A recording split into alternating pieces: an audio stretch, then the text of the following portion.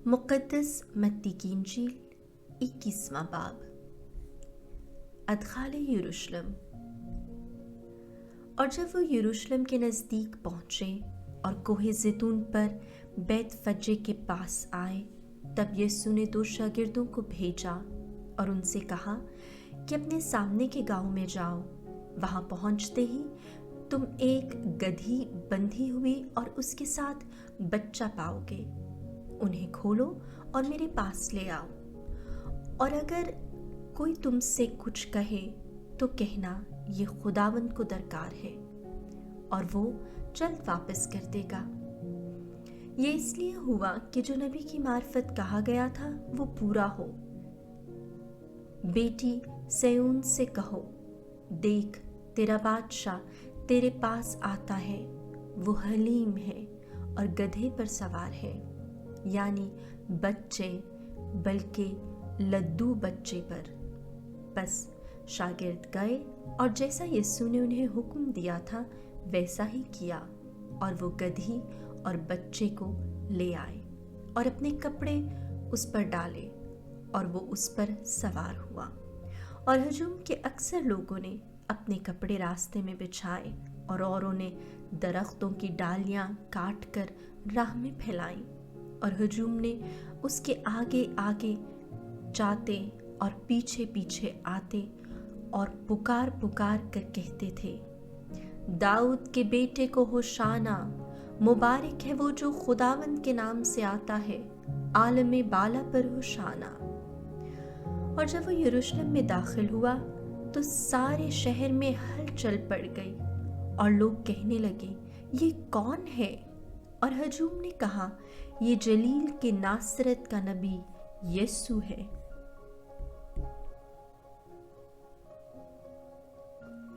ताजिरों का हैकल से निकाला जाना। और यीशु ने हैकल में दाखिल होकर उन सबको जो हैकल में खरीदो फरोख्त कर रहे थे निकाल दिया, और सर्राफों के तख्ते और कबूतर फरोशों की चौकियां उलट दी, और उनसे कहा, ये लिखा है कि मेरा घर दुआ का घर कहलाएगा, मगर तुम उसे डाकुओं की खो बनाते हो। और अंधे और लंगड़े हैकल में उसके पास आए और उसने उन्हें शिफा बख्शी। और जब सरदार काहिनों और फकीरों ने उन ताज्जुब अंगेज कामों को जो उसने किए और लड़कों को हैकल में पुकारते और दाऊद के बेटे को होशाना कहते देखा तो खफा हुए और उससे कहा, तू सुनता है ये क्या कहते हैं? यीशु ने उनसे कहा, क्या तुमने कभी नहीं पढ़ा कि बच्चों और शेरखारों के मुंह से तूने कामिल हम्द करवाई? और वो उन्हें छोड़कर शहर के बाहर बैतनिया में गया और वहीं रहा। शजरे इंजीर। और जब सुबह को शहर को वापस जा रहा था तो उसे भूख लगी, और अंजीर का एक दरख्त राह के किनारे पर देखकर उसके पास गया, और पत्तों के सिवा उसने कुछ न पाया, तो उससे कहा, आइंदा तुझ में कभी फल न लगेगा। और उसी दम इंजीर का दरख्त सूख गया।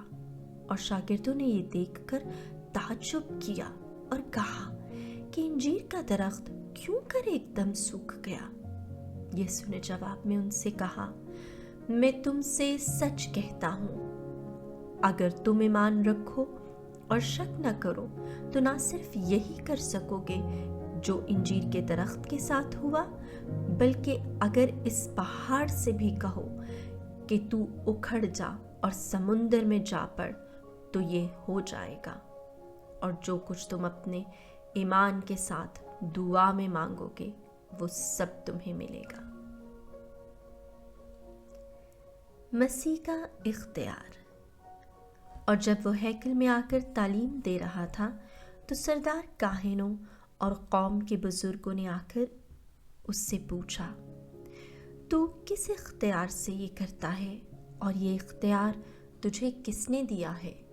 यीशु ने जवाब में उनसे कहा, मैं भी तुमसे एक बात पूछूंगा, और अगर वो मुझे बताओगे तो मैं भी तुम्हें बताऊंगा कि किस इख्तियार से मैं ये करता हूँ। यूहन्ना का बपतिस्मा कहाँ से था? आसमान की तरफ से या इंसान की तरफ से? और वो अपने में गौर व खौज करने लगे कि अगर हम कहें आसमान की तरफ से तो वो हमसे कहेगा, फिर तुमने क्यों उसका यकीन न किया? और अगर कहें इंसान की तरफ से तो हम अवाम से डरते हैं, क्योंकि सब यूहन्ना को नबी मानते थे। बस उन्होंने जवाब में यीशु से कहा, हम नहीं जानते। उसने भी उनसे कहा, मैं भी तुम्हें नहीं बताता कि मैं किस इख्तियार से ये करता हूँ। दो बेटों की तमसील। तुम्हारा क्या ख्याल है? एक आदमी के दो बेटे थे।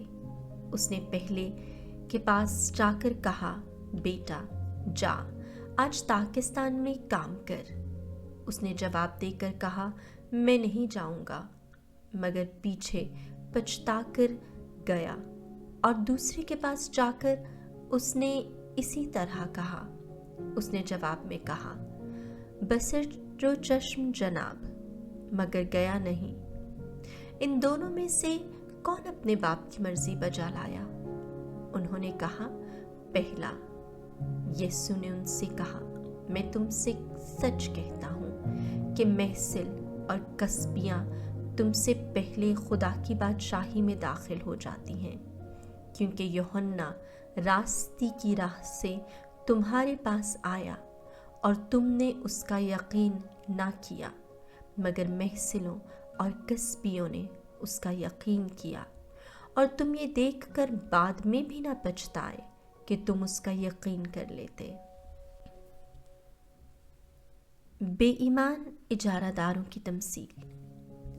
और एक और तमसील सुनो।